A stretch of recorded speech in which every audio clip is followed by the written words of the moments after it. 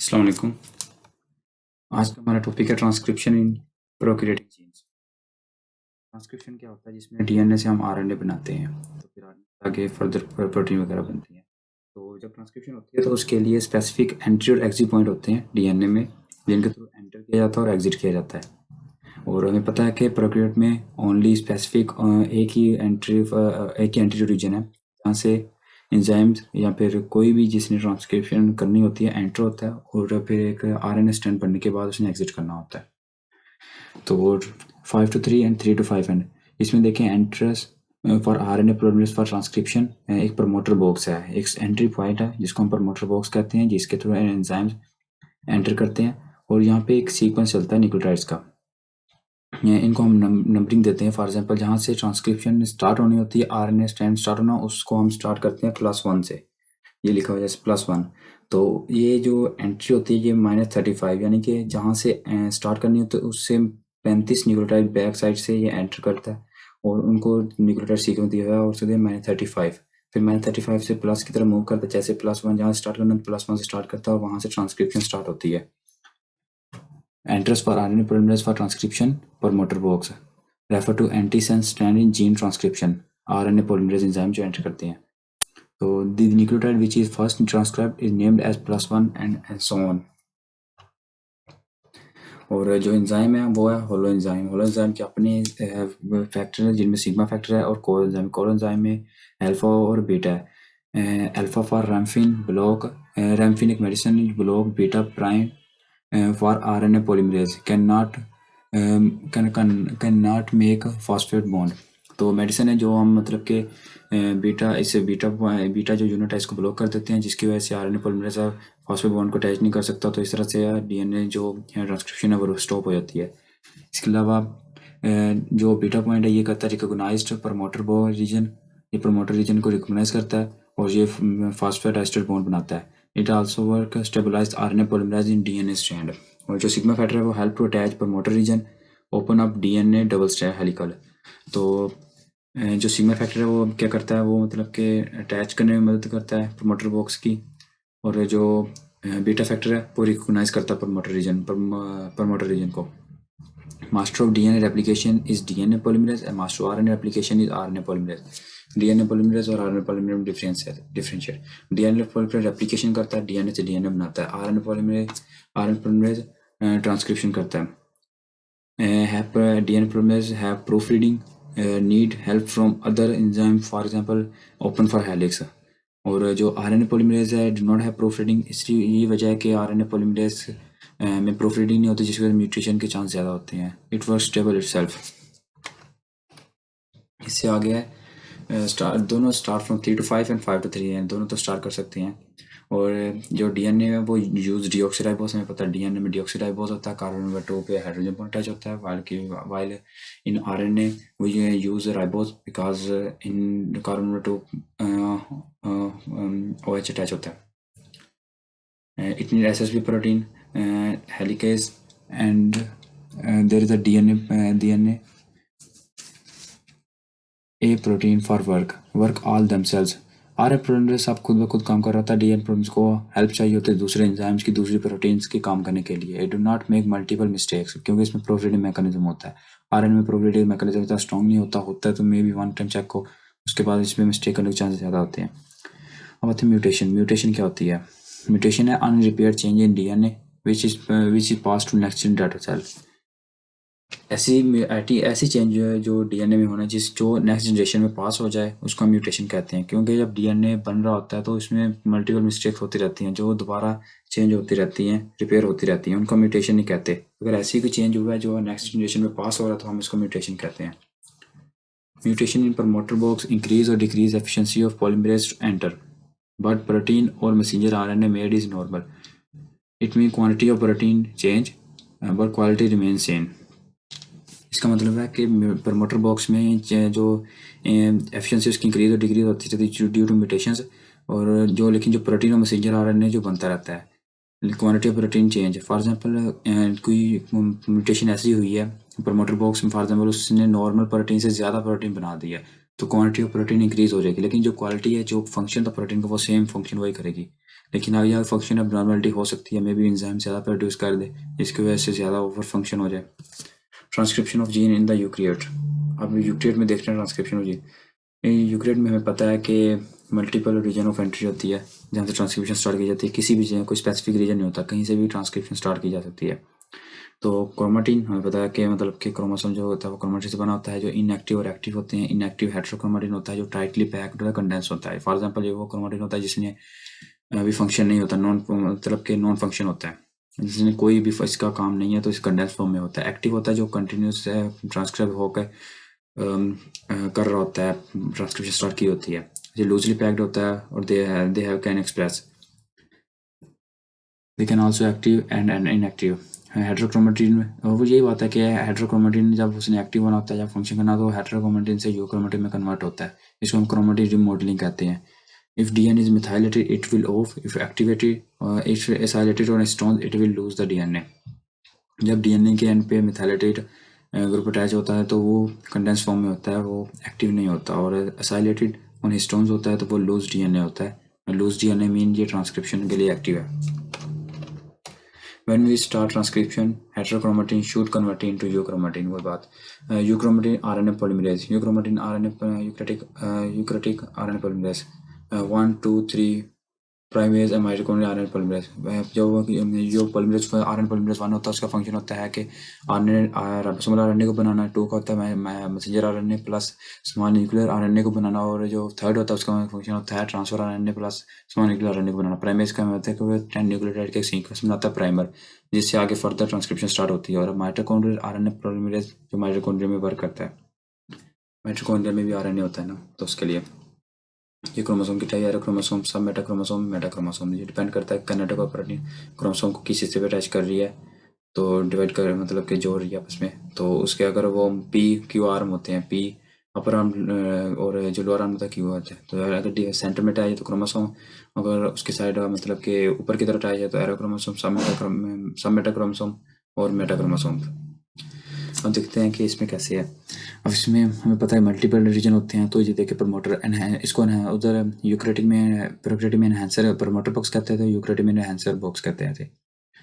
तो इसमें entry point है -70 पे और -40 पे, -90 पे और -70 पे। फॉर एग्जांपल अगर इसने +1 से ट्रांसक्रिप्शन स्टार्ट करनी है तो एंट्री पॉइंट 70 न्यूक्लियोटाइड या 90 न्यूक्लियोटाइड बैक साइड से एंटर होता है, और फिर उसके बाद ट्रांसक्रिप्शन स्टार्ट होती है, जो कि +1 जिसे हम नाम देते हैं।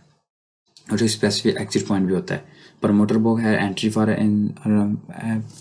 For enzyme to transcription always on 5 end of stand.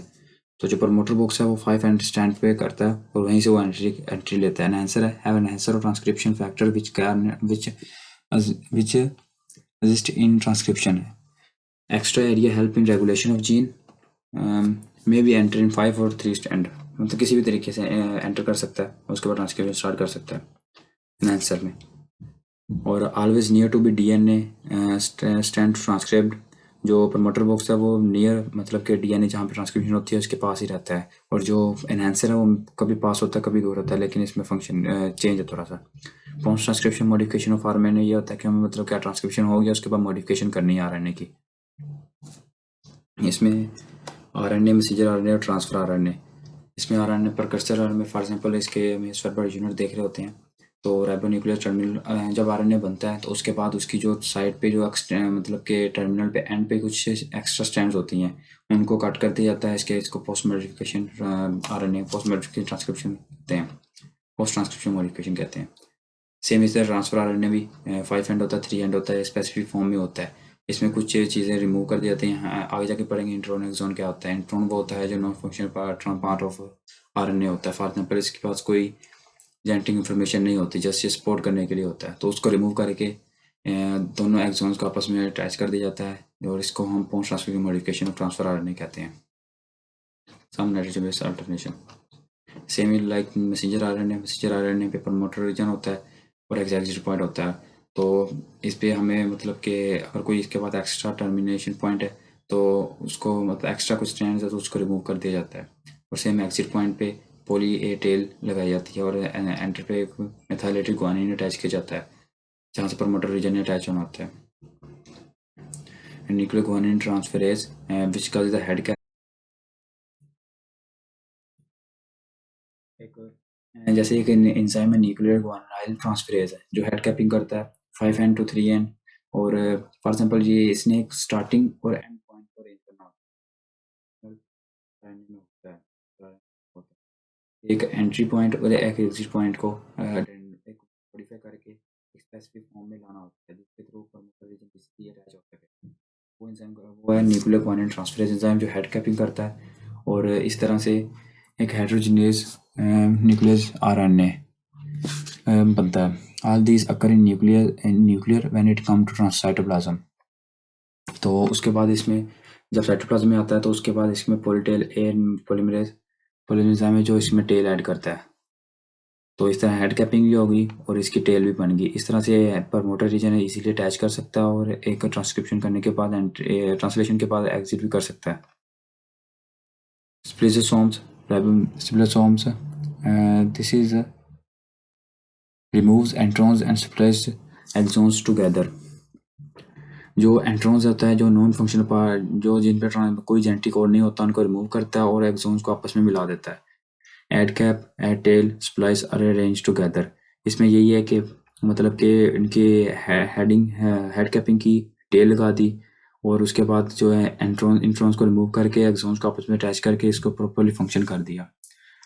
ट्रोपोमाइसिन in head and skeletal muscles slightly different tissue specific but doctor surprised that gene for the same so doctor come to know that the primary modification is different in different tissue alternation splicing of the messenger RNA. तो ये कह रहा है troponin जो ट्रोपोमाइसिन हमें पता है कि मसल्स में जो हमारे मसल्स होते हैं उसमें कॉन्ट्रैक्ट और रिलैक्स करने में बहुत इंपॉर्टेंट होती है ट्रोपोमाइसिन प्रोटीन. इसका जो हेट्रोपोसिन हेड होता है मायोसिन हेड होते हैं तो कैल्शियम बाइंडिंग और कैल्शियम रिमूविंग में बहुत हेल्प करते हैं. तो जो जीन है वो दोनों के लिए सेम है लेकिन डिफरेंट मैसेंजर आरएनए बनता है डिफरेंट एरिया के लिहाज से. तो ये पोस्ट ट्रांसक्रिप्शन मॉडिफिकेशन डिफरेंट होती है दोनों जगह पे जिसकी वजह से थोड़ा स्लाइटली डिफरेंट होता है. Exons those area which is going to express and introns present in messenger RNA but splice and removed modification. Exons messenger RNA का वो पार्ट होता है जिनके पास जेनेटिक में इंफॉर्मेशन होती है. फॉर एग्जांपल जब हम डीएनए से आरएनए बना रहे होते हैं तो उसमें एक्सोन्स एंड इंट्रॉन्स दोनों अटैच हो रहे होते हैं. उनमें कुछ के पास जेनेटिक इन्फॉर्मेशन होती है बीच में नहीं होती जिनको हम स्पेसर डीएनए कहते हैं. फिर कुछ आगे सेगमेंट के पास जेनेटिक इन्फॉर्मेशन होती है तो स्पेसर डीएनए को पोस्ट ट्रांसक्रिप्शन मॉडिफिकेशन में रिमूव कर दिया जाता है और दोनों जेनेटिक इन्फॉर्मेशन जो सेगमेंट होते हैं उनको आपस में अटैच कर दिया जाता है. तो जिनके पास इंफॉर्मेशन होती है जो एक्सप्रेस होना होता है जिन्होंने उनको हम एक्सोन्स कहते हैं और जिनके पास जेनेटिक इन्फॉर्मेशन नहीं होती बस वो सपोर्ट करने के लिए होते हैं उनको रिमूव कर दिया तो उनको हम इंट्रॉन्स कहते हैं. ये होगी ट्रांसक्रिप्शन कंप्लीट. अब आते हैं म्यूटेशन पे changes. Permanent change in sequence of nucleotide of DNA not repaired and pass to next generation is heritable. Mutation वो चीज़ है जो किसी डीएनए बाय मिस्टेक कोई चेंज हो गई हो उसको रिपेयर नहीं किया गया और वो नेक्स्ट जनरेशन में पास कर गई तो हम उसको म्यूटेशन कहते हैं. Some changes occur DNA but repaired we do not call this mutations. क्योंकि डीएनए में जब भी सेल बनता है तो चांसेस है कि मिस्टेक हो सके तो उस मिस्टेक को एक रिपेयर मैकेनिज्म होता है. अगर वो रिपेयर कर दे तो ठीक है नहीं तो नेक्स्ट जनरेशन पास करके तो म्यूटेशंस वो नेक्स्ट ऑफस्प्रिंग में म्यूटेशन करेगा. म्यूटेशन कैन अकर में somatic cell and germ cell. Somatic cell वो होते हैं बॉडी के जो नॉर्मल बॉडी के सपोर्ट करते हैं फंक्शंस को और इनमें अगर म्यूटेशंस स्ट्रक्चर और फंक्शन में म्यूटेशन हो तो प्रोटीन डिफेक्ट होगा जो मैलिग्नेंट सेल कार्सिनोमा बनता है तो ये नेक्स्ट जनरेशन में पास नहीं कर सकते. जर्म सेल वो होते हैं जो मतलब के रिप्रोडक्टिव सेल्स होते हैं जिनसे आगे नेक्स्ट जनरेशन में बनना होता है जिनमें ओवम और स्पर्म्स है. अगर इनमें कोई म्यूटेशन हो जाए तो वो नेक्स्ट जनरेशन में पास कर जाते हैं. ये सिंपल है. डीएनए टू डीएनए बने तो रेप्लिकेशन होती है. डीएनए तो आरएनए टू आरएनए बने तो ट्रांसक्रिप्शन और आरएनए टू प्रोटीन बने तो ट्रांसलेशन होती है. कोडोन्स क्या होता है? कोडोन्स एक स्पेसिफिक न्यूक्लियोटाइड सीक्वेंस होता है. Consist of 3 nucleotides. हमें पता पढ़ के हैं पीछे के न्यूक्लियोटाइड क्या होते हैं. नाइट्रोजन बेस अटैच होती है और साथ उसके शुगर ग्रुप अटैच होता है तो उनके साथ फास्फोस्फोरेट अटैच होता है न्यूक्लियोटाइड बन जाता है. तो न्यूक्लियोटाइड आपस में चेन बनाते हैं जिनको हम बाद में कहते हैं कि डीएनए बन गया है ट्विस्टेड फॉर्म में आ गया. तो अगर 3 न्यूक्लियोटाइड आपस में अटैच हो जाएं तो उनको हम कहते हैं codons. Have specific message on messenger RNA. They are total 64 codons. For example हमारी बॉडी में एक सेल के पास 64 कोडोन्स होते हैं। 64 कोडोन मतलब कि एक कोडोन जब वो 3 डिफरेंट न्यूक्लियोटाइड सीक्वेंस पे मतलब कि होता है, कब बना होता है, कंसिस्ट होता है। ग्वानिन, साइटोसिन, थायमिन और एडेनिन, ये आपस में 4 हैं। ये तीनों मिलके चार में से 3 मिलके आपस में एक स्पेसिफिक कोडोन बनाते हैं। Rearrange to form combination of 3 nucleotide to form codons. अब जेनेटिक कोड है, उसमें कुछ स्पेसिफिसिटी है, यूनिवर्सल है, रिडंडेंसी है, नॉन ओवरलैपिंग एंड कॉमनलेस। हम वन बाय वन सबको डिस्कस करेंगे। पहले देख लेते हैं कोडोन कितने होते हैं। उनमें कुछ स्टार्टिंग कोडोन होते हैं, कुछ स्टॉप कोडोन होते हैं। स्टार्टिंग कोडोन वो होते हैं जिन्होंने ट्रांसक्रिप्शन को स्टार्ट करना होता है, और स्टॉप कोडोन वो होते हैं जिन्होंने ट्रांसक्रिप्शन को स्टॉप करना होता है, एंड करना होता है। तो 64 में से 61 जो है कोडोन वो अमाइनो एसिड के लिए होते हैं, और स्टॉप कोडोन है ये मतलब कोई अमाइनो एसिड के लिए नहीं होते। जब बस जहाँ जब ट्रांसक्रिप्शन होती हुई इन कोडोन तक पहुँचती है तो वहाँ पे मैसेज आता है कि आप यहाँ पे ट्रांसक्रिप्शन को एंड करना है। तो जहाँ पे ये एंड पे होते हैं तो उनको स्टॉप कोडोन कहते हैं। ये 3 है, UGA, UA एंड UAG। इनको याद करने का बेस्ट वे है कि ये 3 line, you go away mean UGA, you are away UAA, you are gone UAG। जो 61 कोडोन्स हैं, इन 61 कोडोन में से एक स्टार्ट कोडोन है। एक न्यूक्लियोटाइड जहाँ पे होगा वहाँ से ट्रांसलेशन स्टार्ट हो जाएगी। अब AUG है, AU स्टार्ट कोडोन है। इन AUG out of in AU में पीछे रह के 60 कोडोन अब डिफरेंट अमाइनो एसिड के लिए होते हैं। फॉर एग्जांपल एक कोडोन ने स्टार्ट कर दिया AUG ने, अब डिफरेंट बीच में 60 कोडोन ऐसे होंगे जो डिफरेंट अमाइनो एसिड के लिए स्पेसिफिक होंगे, और डिफरेंट आगे एक स्टॉप कोडोन आ गया तो वहाँ पे जब पहुँचेंगे तो वो क्लोज कर दे। इस तरह से एक मैसेंजर आरएनए बन जाएगा। जिनका स्टार्ट कोडोन ने स्टार्ट किया, स्टॉप कोडोन स्टॉप के बीच में जो 60 कोडोन थे उन्होंने एक स्पेसिफिक अमाइनो एसिड का सीक्वेंस को आपस में अटैच करके मैसेंजर आरएनए बनाया। अब सॉरी, मैसेंजर आरएनए से प्रोटीन, स्पेसिफिक प्रोटीन बनानी है, ट्रांसलेशन होना है। ट्रांसलेशन पीछे भी सारा ट्रांसलेशन था अभी। मिथाइलेटेड ग्वानिन है और पॉली ए टेल है। ये हमें पता है कि हेड कैपिंग और टेल बनानी होती है मैसेंजर आरएनए की। अब सबसे पहले जो मैं पॉइंट था जेनेटिक कोड का वो स्पेसिफिसिटी है। स्पेसिफिसिटी देखते हैं क्या है। There is specific codon in DNA transcribe into specific RNA codon and is always specific for particular amino acid. 60 codon में से एक कोडोन जो है वो स्पेसिफिक आरएनए के डी अमाइनो एसिड के लिए है, वो किसी और अमाइनो एसिड के लिए नहीं हो सकता। एक कोडोन एक ही अमाइनो एसिड के लिए है, ये स्पेसिफिसिटी है उस कोडोन की। For example gene 1 chromosome has codon of thymine, adenine, guanine, TAG for amino acid 3। It remain specific for amino acid 3 in all genes. एक कोडोन एक जीन के अंदर जिसके अमाइनो एसिड के लिए है, सारे बॉडी के सेल में वही कोडोन सेम अमाइनो एसिड के लिए होगा। डिपेंड करता है कि उस कंडीशन में उसे एक्टिव होना है या नहीं होना। This possible is always this principle is almost universal of coding. ये यूनिवर्सल है। Universal if TAG in human for A3, in monkey for A3। और यूनिवर्सल नेक्स्ट स्टेप था यूनिवर्सल स्पेसिफिसिटी होगी कि एक कोडोन स्पेसिफिक एक अमाइनो एसिड के लिए। अब नेक्स्ट यूनिवर्सल है। यूनिवर्सल में ये है कि for example in human cell में जो कोडोन जिस अमाइनो एसिड के लिए है, किसी और स्पीसीज के एनिमल में भी same codon same amino acid के लिए हो तो वो यूनिवर्सल कहते हैं। तो अब रिडंडेंसी ये है कि it mean genetic codon is एक्स्ट्रॉन genetic code for A minus 61 but amino acid is to be coded is 20.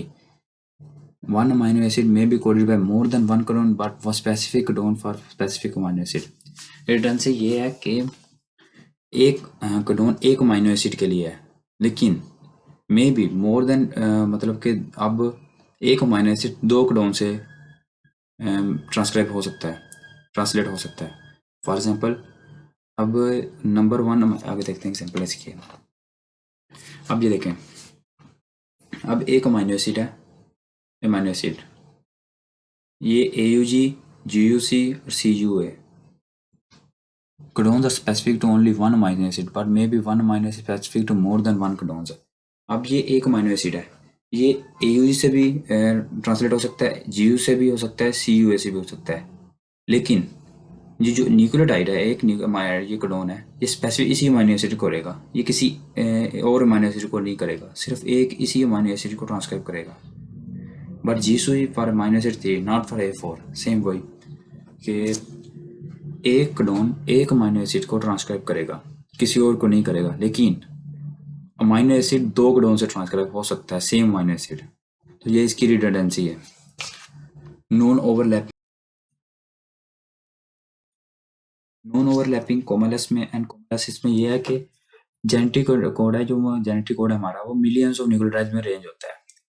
तो इसमें ये है कि जो न्यूक्लियोटाइड का सीक्वेंस चल रहा होता है उसमें किसी एक सीक्वेंस में से कोई एक न्यूक्लियोटाइड भी एब्सेंट हो जाए तो उसकी जगह पे ये नहीं कि वो कोई और कोडॉन रिप्लेस होगा, उससे अगले वाला कोडॉन पिछले वाले की जगह रिप्लेस हो, जिसकी वजह से पूरी चेन खराब होगी। फॉर एग्जांपल हम एक एग्जांपल लेते हैं। फॉर एग्जांपल ये समझ लें कि ये एक कोडॉन है ABC DEF GHI JKL, ये 4 कोडॉन समझ लें।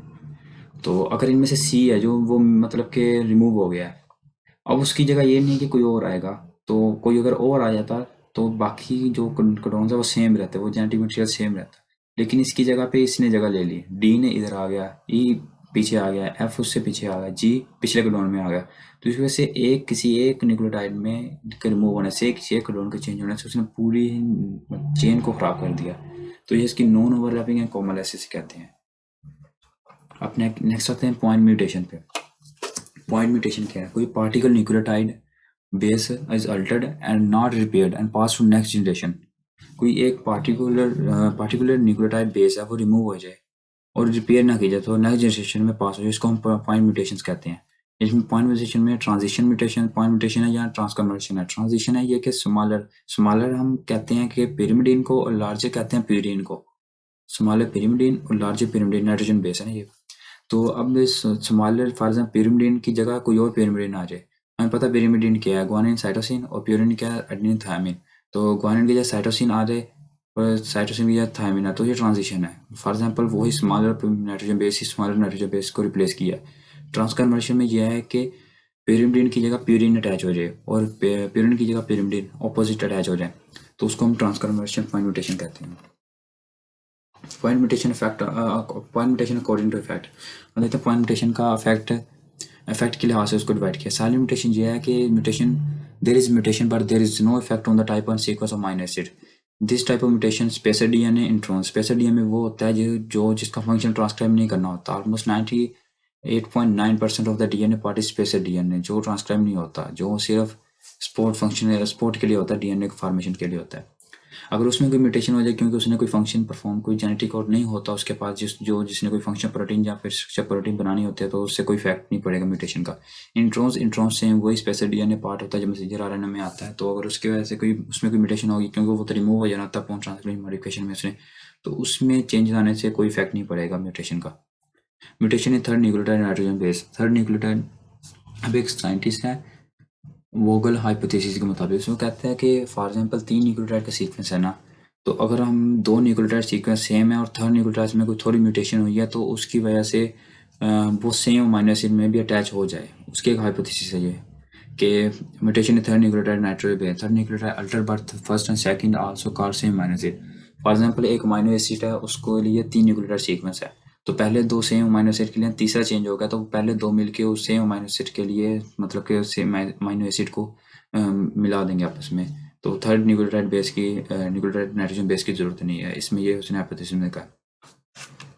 अब सीरीन और प्रोलीन है। अब साइलेंट म्यूटेशन में ये है कि फॉर एग्जांपल सीरीन है तो UCA 5 to 3N और UCU, तो उसमें ये देखता है कि फॉर एग्जांपल सीरेन थे, उसकी जो उसने बनाई UCA, साइलेंट म्यूटेशन हुई UCA बन गया UCC।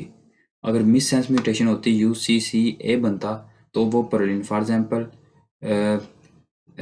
जो सीरीन है UCA, इसमें साइलेंट म्यूटेशन हुई, एडेनिन की जगह यूरासिल आ गया और सीरीन बन गई, क्योंकि थर्ड न्यूक्लियोटाइड के सीक्वेंस की वजह से कोई चेंज इफेक्ट इतना नहीं पड़ा, सेम वही अमीनो एसिड के लिए आई।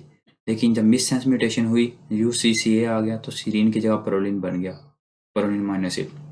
तो ये सारा है साइलेंट म्यूटेशन में। अब मिस सेंस म्यूटेशन में वो सेम वही मिस सेंस म्यूटेशन जिसमें टोटली चेंज हो जाए अमीनो एसिड, उसको मिस सेंस म्यूटेशन कहते हैं। पार्टिकल को don't alter and nucleotide replace with other and form different amino acid. अब आगे फर्दर इसकी क्लासिफिकेशन है कि एक्सेप्टेबल है, पार्शियल एक्सेप्टेबल है, अनएक्सेप्टेबल है। एक्सेप्टेबल इसमें है कि जो मिस सेंस म्यूटेशन हुई है, फॉर एग्जांपल जो अमीनो एसिड किसी और अमीनो एसिड की जगह बना है, अगर वो सेम फंक्शन वही कर रहा है तो वो एक्सेप्टेबल है। पार्शियल एक्सेप्टेबल है कि उसकी जगह कोई और अमीनो एसिड आ गया लेकिन उसका पार्शियल फंक्शन हो रहा है। For example sickle cell disease में हम देखते हैं कि number 6 I think chromosome number 6 में क्रोमोसोम नंबर 6 में पॉइंट नंबर 6 पे नहीं, आई थिंक पॉइंट नंबर 6 में glutamic acid replace by valine, glutamic amino acid है वो रिप्लेस बाय वालाइन हो जाता है, जिसकी वजह से ये होता है कि हीमोग्लोबिन जो होती है वो पार्शियली फंक्शन कर सकती है, पार्शियली ऑक्सीजन कैरी करती है, तो इसलिए पार्शियल फंक्शन इसका कंटिन्यू रहा है। इसको हम पार्शियल एक्सेप्टेबल मिससेंस म्यूटेशन कहते हैं। अनएक्सेप्टेबल ये है कि जिसमें टोटली फंक्शन खत्म हो जाए उससे अमीनो एसिड का, कोई और अमीनो एसिड आके और उसका फंक्शन नहीं हो रहा, तो वो अनएक्सेप्टेबल मिससेंस म्यूटेशन होती है। Then nonsense mutation. No mutation in codon in the form of stop codon. Normal codon mutate into stop codon and so stop the chain of the. For example, एक protein बननी है, उसमें 10 nucleotide का sequence है, अब उसके 5वें nucleotide sequence पे नॉर्मल कोडॉन स्टॉप कोडॉन में कन्वर्ट हो गया। अब नॉर्मल कोडॉन स्टॉप कोडॉन में कन्वर्ट हो गया तो 5 न्यूक्लियोटाइड के बाद वो उसको स्टॉप कर देगा, प्रॉपर प्रोटीन नहीं बनी, इसको हम कहते हैं नॉनसेंस म्यूटेशन। अब फ्रेम शिफ्ट म्यूटेशन में ये होता है, we know that addition or deletion change in one nucleotide cause change in whole message sequence। तो ये पहले मैं बात की थी, फॉर एग्जांपल है इनमें से कोई एक म्यूटेट हो गया, फॉर एग्जांपल बी रिमूव हो गया तो उसकी जगह सी ने ले ली, डी ने ये, तो पूरा मैसेज सीक्वेंस वो चेंज कर देगा, पूरे मैसेज सीक्वेंस को गलत कर देगा। We call this protein garbled and wasted in cell. Large segment deletion और ट्रांसलोकेशन म्यूटेशन। अब आगे mutation resulting in normal intron removal and exon splicing. अब इसमें ये है, इस म्यूटेशन में ये होता है कि स्प्लिसोसोम जिसमें रिमूव स्प्लाइस काटना होता है, इंट्रॉन्स को रिमूव करना होता है, एक्सॉन को जोड़ना होता है आपस में, तो बाय मिस्टेक वो इंट्रॉन के साथ एक्सॉन को सेगमेंट को भी रिमूव कर देता है, तो इस तरह से एक पूरी इंफॉर्मेशन चेंज हो जाती है। अब नेक्स्ट है tri nucleotide repeat mutation. In gene there is a nucleotide codon of some nucleotide repeat in normal, but sometimes they amplify into abnormal number and cause abnormal protein formation. Led to abnormal function usually during gametogenesis meiosis. Such mutation keep on changing in generations and led to generation to generation, also called dynamic mutation। इसमें ये होता है ट्राइन्यूक्लियोटाइड repeat mutation नाम से जाहिर है कि same amino acid के लिए जो न्यूक्लियोटाइड सीक्वेंस होता है, कोडॉन होता है, सेम उसी का म्यूटेट होके वो नेक्स्ट फिर आगे वही कोडॉन आ जाए, तो इस तरह से एक मतलब कि अब नॉर्मल फंक्शनल प्रोटीन बन जाती है और जो जनरेशन टू जनरेशन रन करती है, जिसे हम डायनामिक म्यूटेशन भी कहते हैं। इस तरह हमारा म्यूटेशन का टॉपिक भी कंप्लीट हो गया।